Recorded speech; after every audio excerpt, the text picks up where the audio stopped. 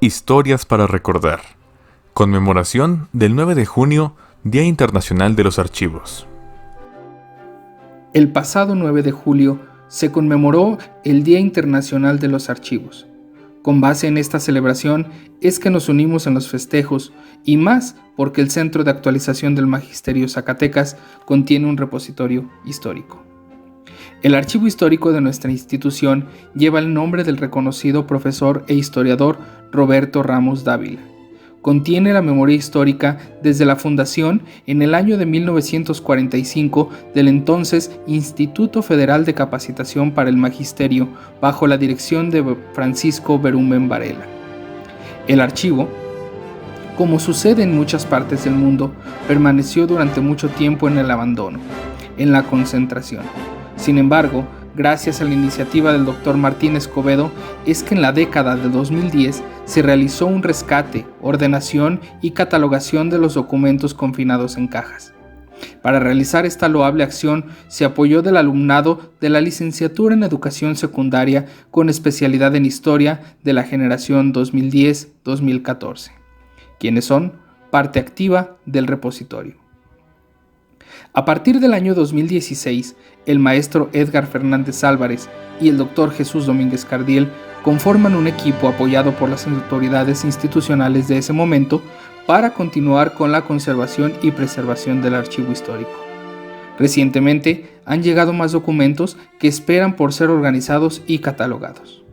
También, la doctora Isabel Terán donó una importante colección de libros utilizados por un profesor que impartió clases en las primarias rurales y que dan cuenta del acervo bibliográfico de aquellos profesores que sentaron las bases del sistema educativo actual. Así, aunque la pandemia ha detenido las actividades de conservación y catalogación, los docentes investigadores encargados y la compañera Verónica Cervantes comenzaron las actividades recientemente. El objetivo, brindar atención a las personas interesadas en conocer e investigar sobre la historia institucional del Centro de Actualización del Magisterio, así como ordenar y mantener funcionar el repositorio histórico. De esta manera, conmemoramos el Día Internacional de los Archivos, con esta pequeña reseña e invitando a que visiten el archivo histórico del Centro de Actualización del Magisterio, profesor Roberto Ramos Dávila. Entrevista normalista. Maestra Hortensia Hernández Ríos. Hola comunidad normalista. Hoy nos encontramos con la maestra Hortensia Hernández Ríos. Es un honor para nosotros iniciar este proyecto con la maestra Hortensia. Ella nos hace el favor de ser la madrina, inaugura esta sección denominada la entrevista normalista. Entonces, sin más preámbulo, le damos la más cordial bienvenida a la maestra. ¿Cómo estás, maestra? Muy bien, Chuy. Muchas gracias por esta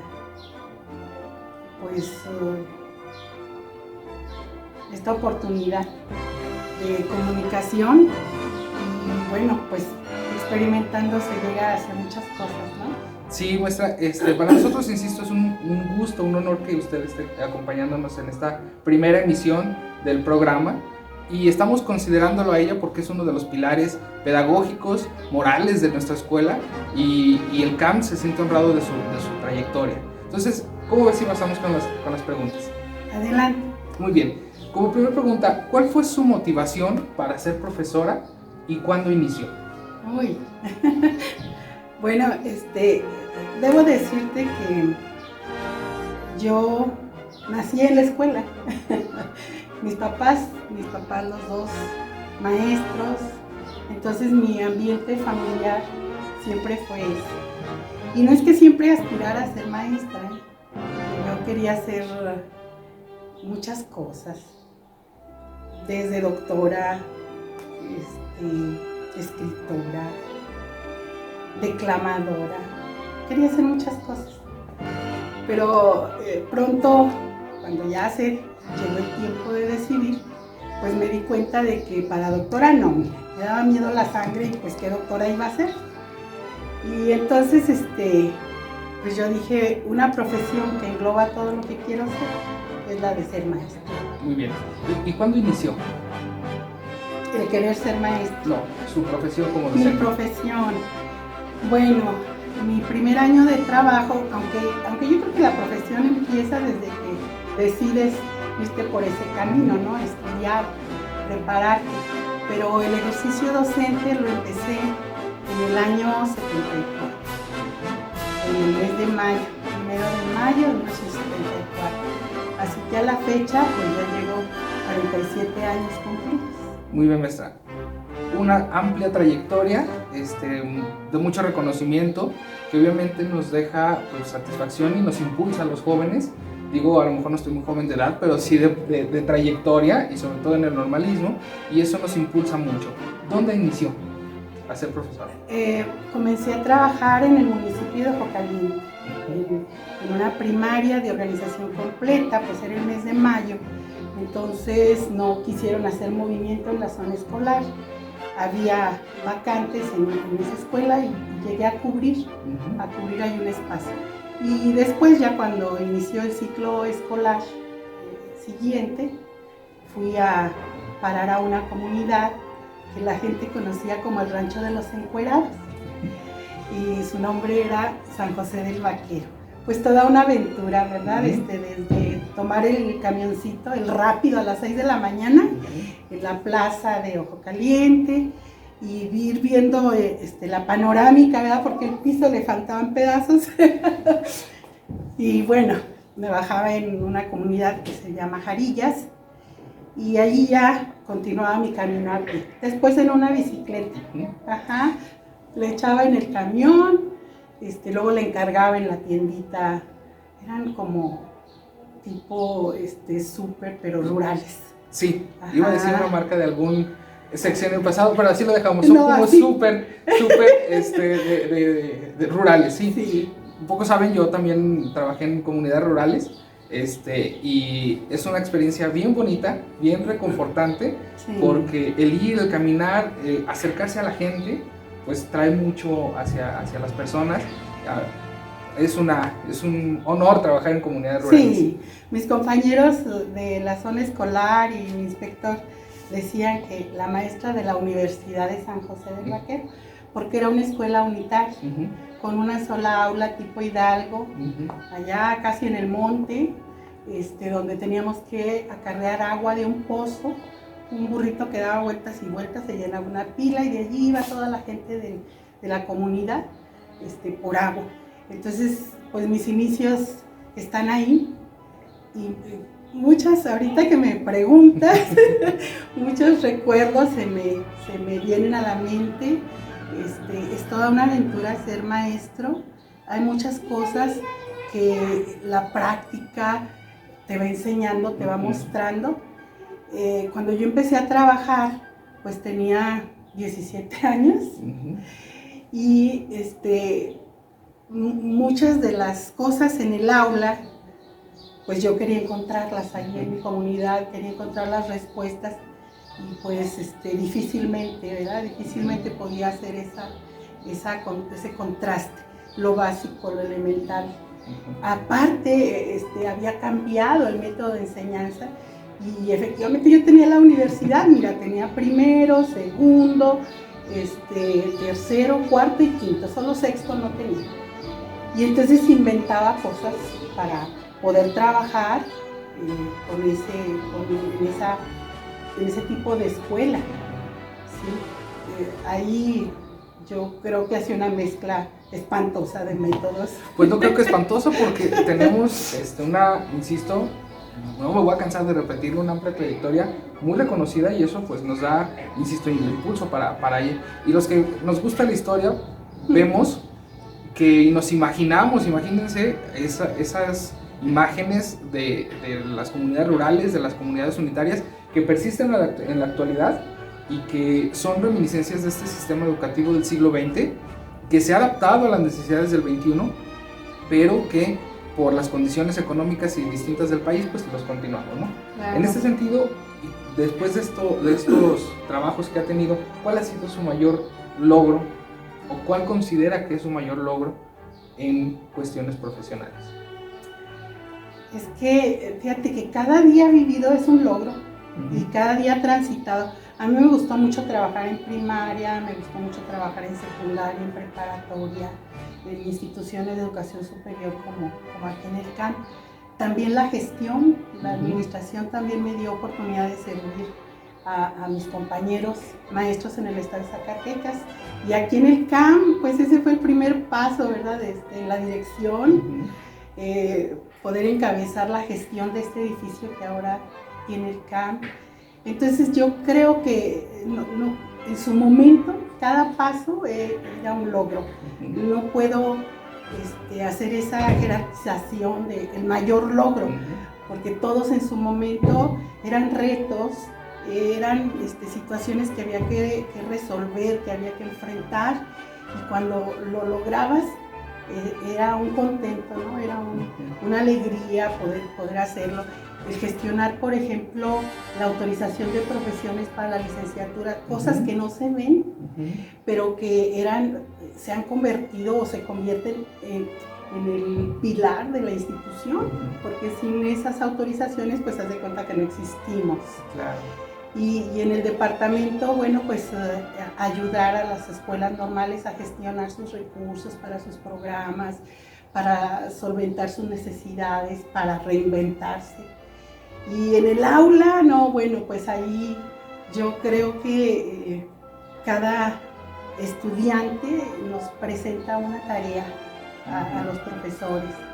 Y aunque a veces es difícil personalizar la atención, reconocerlos, tener certidumbres, es muy difícil en la orientación a los estudiantes, pues yo creo que el hecho de que ellos quieran aprender, que tú les ayudes a querer aprender, el hecho de mostrarles y de encaminarles, ahora en esta formación aquí en el CAM para profesores, antes en la primaria o en la secundaria o en la preparatoria, pues yo creo que cada estudiante va ocupando un lugarcito, y esos son retos y esas son satisfacciones, y esa es la vida del maestro, ¿no? Sí, pocos saben, y por eso son estas charlas.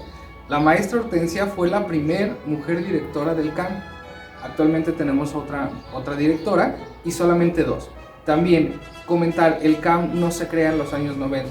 El CAM y esta trayectoria es desde 1945 con el Instituto Federal de Capacitación para el Magisterio. Sí. Somos fruto de esta evolución educativa y por eso estamos acá. Entonces nosotros vamos viendo cómo los profesores forman parte de esta historia. Y pues la maestra Hortensia ha sido profesora de primaria, de secundaria, de preparatoria, de nivel superior. No queda más que agradecerle, no estoy terminando, pero que agradecerle todo este cúmulo de aprendizajes que nos da, porque todos los días, como ella lo comenta, aprendemos, todos los días aprendemos. Entonces, maestra, ahora estamos viviendo una etapa pues distinta, muy distinta a lo que estábamos acostumbrados y a lo que siempre se acostumbró en la educación, independientemente del periodo histórico. ¿Cómo ha enfrentado la confinación y sus clases? Wow. Mira, con mucho optimismo dentro de todo. Y primero tratando de asimilar y de aceptar la nueva circunstancia, y también entender la situación de los estudiantes, de nuestros estudiantes, porque no tenemos todos las condiciones idóneas, simplemente la conectividad, el equipo, el conocimiento para manejar los programas. Nosotros nos hemos ido habilitando en el camino, ¿verdad? Con lo poquito que a lo mejor conocíamos, pero bueno, no pasaba de manejar un correo electrónico o poner un mensaje en el Facebook, el WhatsApp, y ahora hacerlos nuestras herramientas de trabajo y darles esa dimensión ha sido retador. Afortunadamente, yo creo, bueno, en nuestra institución, lo sabes, desde el principio se buscó esa habilitación y pues ahí estamos aprendiendo. Muchas veces nuestros estudiantes son nuestros colaboradores mejores que podemos tener. Y bueno, yo creo que hemos hecho muchas cosas que nos enorgullecen. Sí, añoramos el espacio de convivencia física, de el estar presentes. Sin embargo, yo creo que sí se pueden establecer los nexos de comunicación, sí podemos conocernos en la virtualidad y buscar esos puntos que nos unen. Si los chicos vienen a nuestra escuela a aprender, a ser profesores, y nosotros les ayudamos, pues ahí ya está un propósito común. ¿Sí? La experiencia con lo que ahora es el segundo semestre, que conocimos en primero, no nos hemos visto físicamente jamás, pero así cercanos tú evocas la cara, a pesar de sus resistencias a la cámara, ¿verdad? Y yo creo que todos tenemos esa resistencia, pero a pesar de todo eso, uno logra comunicarse y logra entender las circunstancias que atraviesan, y en la medida de lo posible, pues orientarles, apoyarles. Si no puedes hacer eso, pues cuando menos darles ánimo, ¿verdad? Echarles porras. Sí. Falsa modestia de la maestra, ¿por qué lo digo? Es una ávida cliente de las redes sociales. Generalmente la vemos muy participativa en todos los eventos.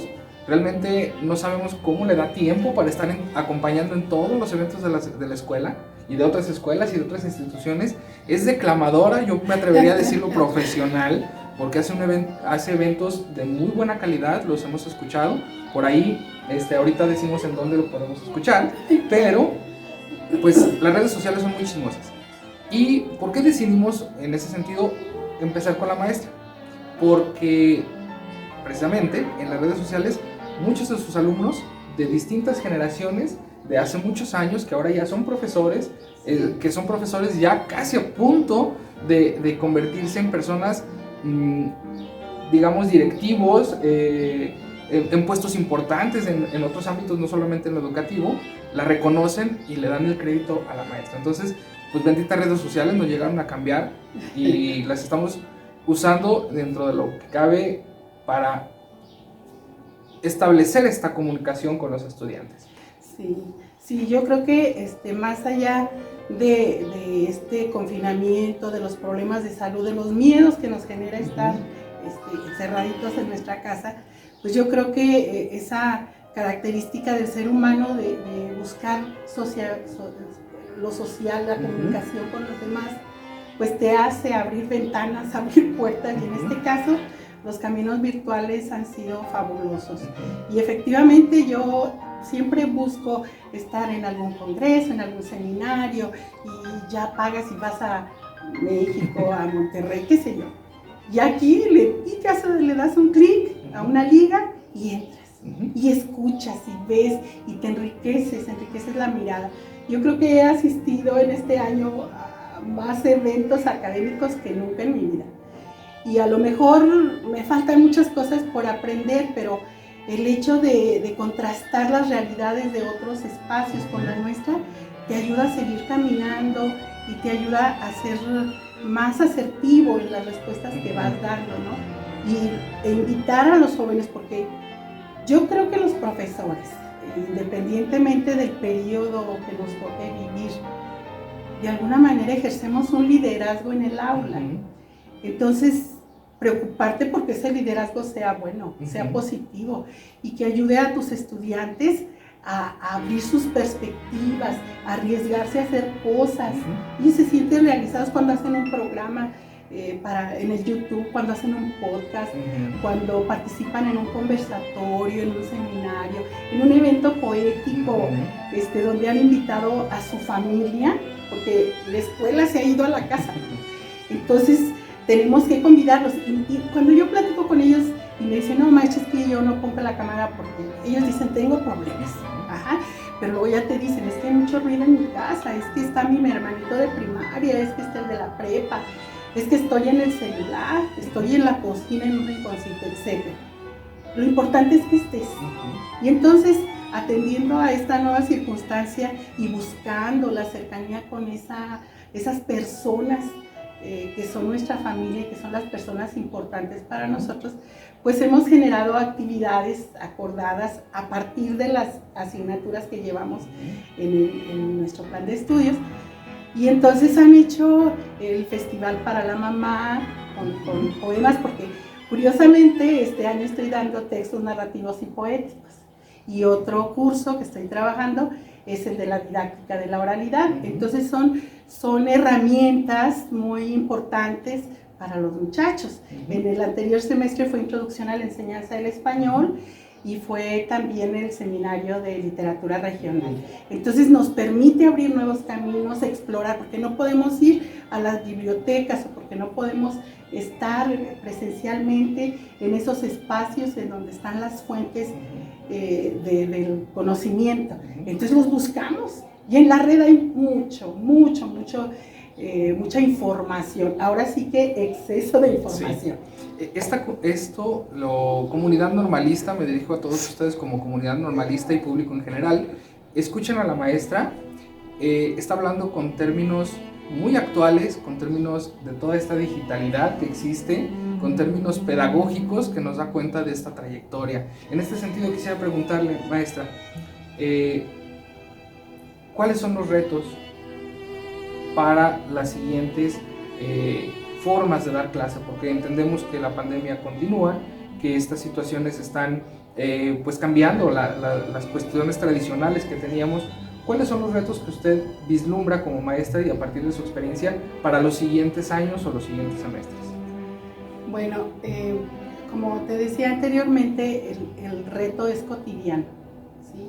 Y siempre el contexto, la etapa cronológica que se atraviesa, la etapa histórica, marca las pautas para cómo se realicen los procesos de enseñanza y cómo se ven los procesos de aprendizaje. Entonces, si por ejemplo cuando yo empecé, te digo, allá en mi universidad de San José del Vaquero, pues yo tenía una grabadorcita así, le decían que era un mosquito porque parecía una abejita. Y yo grababa mi clase para los chicos de quinto y de cuarto, una lectura, una actividad, la grababa. Y para irme a atender a los de primero y segundo que estaban igualitos y darles una atención más personalizada, o generábamos un ábaco en una caja de zapatos para aprender las operaciones básicas, ¿no?, de la aritmética. Entonces, bueno, la circunstancia era esa. Mis alumnos, unos venían desde el cerro, y eran 4 hermanitos, y se incorporaban al trabajo, eran tímidos a morir. Entonces yo tenía que hacerlos hablar, comunicarse, preguntar, incorporarse al grupo. Ahora, bueno, claro que hay mucho camino, pero ahora esta condición de aislamiento sanitario nos ha hecho seguir buscando el espacio de comunicación. Y bueno, decía, eso es la característica principal del ser humano, de buscar al otro para comunicarse. Bueno, pues yo creo que a futuro esto se va a quedar ahí y lo vamos a evolucionar, porque esto es un continuo. Y entonces sí regresaremos a las clases presenciales, vamos a tener que seguir usando el cubreboca, las medidas sanitarias, aunque ya estemos vacunados, vamos a continuar. Esas cosas son las que van a cambiar, pero hay cosas que van a permanecer, como es esta calidad humana que se busca en las escuelas, esta vivencia de los valores, este encuentro con las cosas cercanas, lo que es importante en nuestra vida. Este pausa que hemos hecho nos ha hecho valorar a nuestra familia, a la gente cercana. En muchos casos también ha generado problemas y creo que no se ha sabido llevar a buen punto cuando hay relaciones familiares agresivas. También hay ese problema, pero entonces la escuela tiene que responder a esas cosas y ahora ve cómo le estamos dando esa importancia a la educación emocional, por ejemplo, a la orientación a la persona humana para que sepa manejar sus emociones de la mejor manera, ¿no? Y entonces saber que el conocimiento tiene una finalidad. La escuela como institución tiene una función y la tiene que enriquecer para seguir vigente y para poder aportarle a la persona. Porque si no, bueno, pues en este espacio en el que estamos, pues yo me voy y yo me instruyo solo y yo lo hago solo. Sí, es muy importante lo que menciona la maestra Hortensia, porque la escuela llegó a las casas. Nosotros vamos a nuestros estudiantes en diferentes contextos, rurales, urbanos, de distintas formas, como lo mencionaba, con celulares, con todo esto, pero algo que también está ahí es esta comunicación que usted comenta y el que la familia nos escucha. Eso es algo que también ha llegado, cómo la familia nos está escuchando, cómo la familia se está dando cuenta de lo que toman los estudiantes, de los trabajos que hacen, porque ahora los tienen que hacer en casa, no van a la casa del amigo, o nuestros alumnos que muchas veces en las escuelas normales son foráneos y llegan a los lugares de ubicación de las escuelas y pues viven con sus roomies, que son sus compañeros de cuarto, hablando en este argot, dicen ahora de la chaviza. Estamos hablando de que pues se alejan de sus familias y ahora están haciendo todo este trabajo allá, y esta calidad humana que menciona la maestra, esta educación socioemocional, pues tiene que ver e influye directamente con nuestros estudiantes. Maestra, quisiera terminar la entrevista, me gustaría seguir platicando todo el día con la maestra, de hecho en algunas ocasiones pues platicamos mucho rato de muchas cosas, pero por tiempos quisiera comentarle, más bien pedirle que nos diera un mensaje a la población, a la comunidad normalista de Zacatecas, del CAM, de México y por qué no de otros países, en relación a por qué es importante ser profesor y por qué sí debemos seguir siendo profesores. Pues yo creo que ser profesores es una decisión vital. Empezar por ahí. ¿Cuál va a ser? Aunque en el camino el rol del profesor haya evolucionado y ahora nos digan facilitadores, qué sé yo, antes éramos el ejemplo y cosa nada cierta, ¿verdad? Que lo sabíamos todo y mostrábamos todo.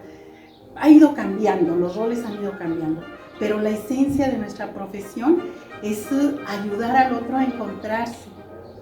Entonces yo creo que todos los que decidamos ser profesores debemos tener en mente el valor que tiene el ejercicio de nuestra profesión en la vida de las demás personas. Cómo podemos ser un factor decisivo en la toma de decisiones de nuestros estudiantes, desde que son pequeñitos. ¿Sí? Ahora he visto clases con niños de preescolar, con niños de primaria, en casa, y veo cómo reaccionan y veo cómo son tan espontáneos y rebeldes también, porque sí, claro, ya se niegan a estarse ahí en la pantalla. No, yo no quiero hacer eso. Y se agarran corriendo. O sea, ellos están aprendiendo nuevas formas de aprender. ¿Sí? Pero nosotros los profesores, pues yo creo que para seguir vigentes tenemos que encontrar también nuevas formas de enseñar. La idea es reinventar. Así es. Día con día, el trabajo es día con día. Hay que tratar de asimilar las realidades a lo que comenta maestra, y estoy de acuerdo con esto porque pues es un reto día con día. No sabemos cómo llegan nuestros estudiantes, las cuestiones que pasan familiarmente pues sí influyen en el aprendizaje. Diría el célebre Vygotsky, el contexto influye directamente en el aprendizaje de los estudiantes. Pues es un gusto platicar con la maestra Hortensia. Le voy a dar otra vez la palabra para que nos dé un mensaje final. Y bueno, comunidad normalista, es un gusto estar compartiendo desde la biblioteca de la escuela del Centro de Actualización del Magisterio, que lleva por nombre Justo Isserra Méndez. Es un honor estar aquí. ¿Por qué elegimos este lugar? Porque de aquí los libros nos dan todo esto que estamos pensando, que estamos dialogando, y que sin duda nos lleva al aprendizaje, que sin duda nos lleva a la reflexión, que sin duda nos lleva a la práctica. Estoy hablando de todos estos conceptos que seguramente ustedes normalistas entenderán Maestra. Yo creo que, y justamente por el espacio en el que estamos, los autores nos orientan a través de las investigaciones que han realizado, y hay autores a los que seguimos. Tú mencionabas a Vygotsky. Bueno, a mí, por ejemplo, se me ocurre pensar en Perrenot, en esa reflexión que hace de las competencias nuevas para el profesor, o de la posibilidad que tiene que darse para reflexionar su hacer docente con Sean, por ejemplo. Yo creo que son una riqueza enorme de conocimientos a los que podemos acceder para enriquecer nuestra mirada y para resolver en un momento dado, en una circunstancia específica, cómo vamos a hacer el ejercicio de nuestra profesión.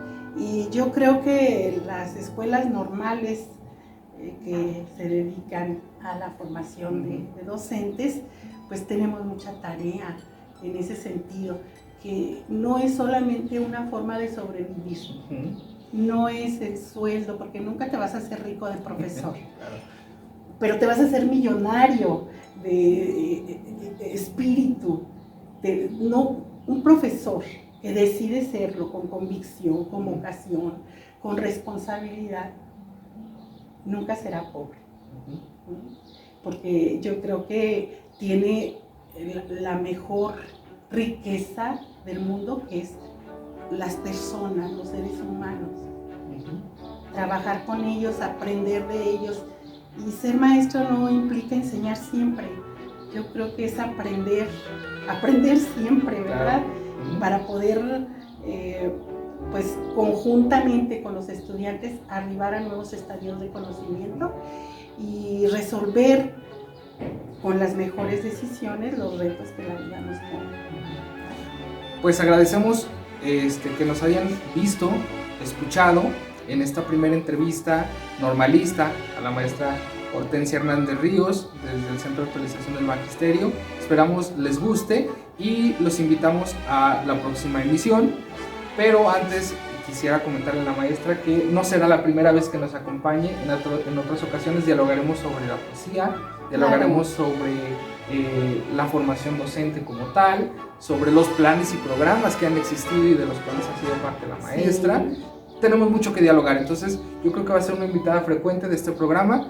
Comunidad Normalista, fue un gusto que nos hayan escuchado, un gusto estar con la maestra. Agradecemos a las facilidades que nos prestó la institución, a la maestra Nancy Villalobos Durán, nuestra directora, al maestro Carlos Sillas, nuestro subdirector académico, y al maestro Daniel de Jesús Romero Escobedo, nuestro subdirector administrativo. Sin más, muchas gracias, maestra. Un saludo a toda la audiencia, a todos nuestros compañeros, a toda la comunidad CAM. Tenemos unos directivos de excelencia con gran apertura a iniciativas como esta, y felicitar al doctor Jesús Cardiel por poner en práctica estas ideas y este ejercicio de comunicación. Efectivamente se nos quedan así como muchas cosas, pero esperemos que nuestra audiencia no se haya cansado, que le parezca interesante, que nos dé sugerencias, claro, y que podamos en un futuro próximo pues continuar esta conversación. Muy bien, pues entonces sin más, agradecemos, muchas gracias y hasta la próxima. Poesía Normalista.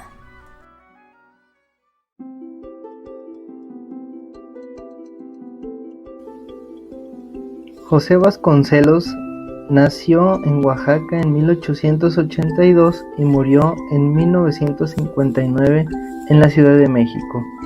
Fue abogado y escritor y, sobre todo, promotor de la cultura y de la literatura en México.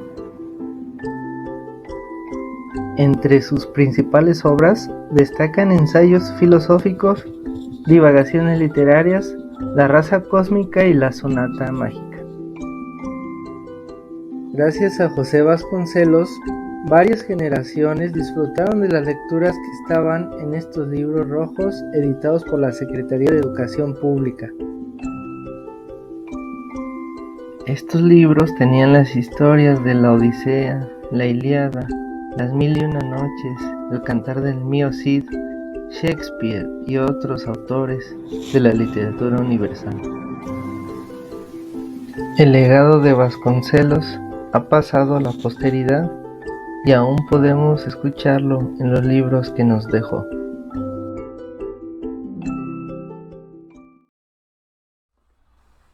Investigación normalista.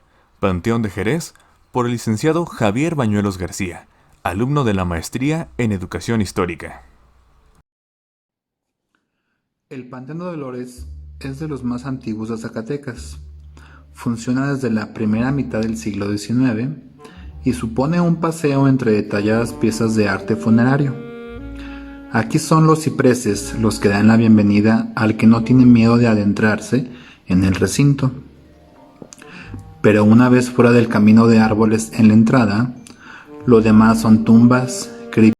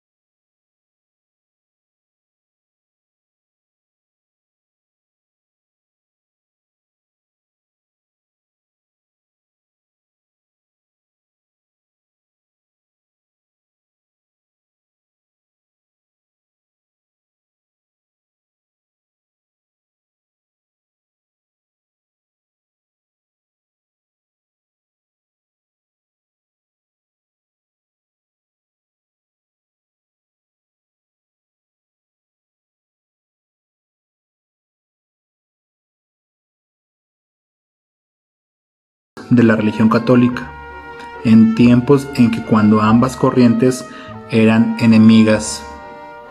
Incluso se cree que masones de alto rango fueron enterrados en ese panteón, y por ello la existencia de estos símbolos, ya que eran personas con poder económico, político, social y hasta religioso, pues se dice que en este panteón se encuentra enterrado Ignacio Páez, un importante líder masónico del siglo XIX.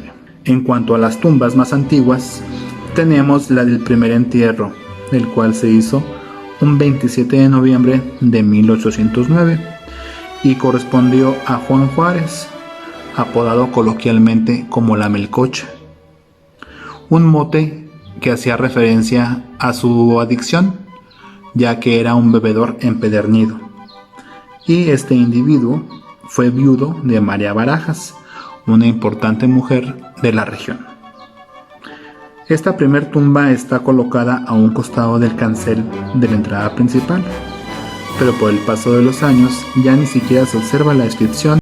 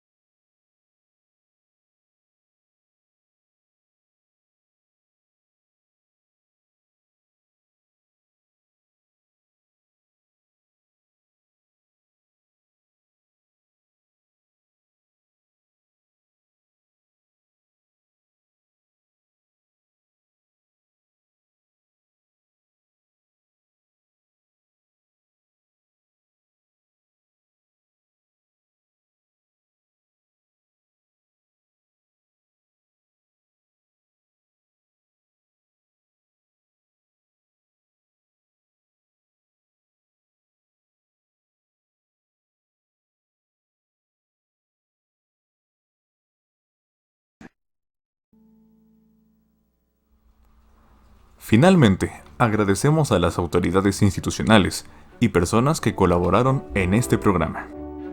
TVCAM Digital presentó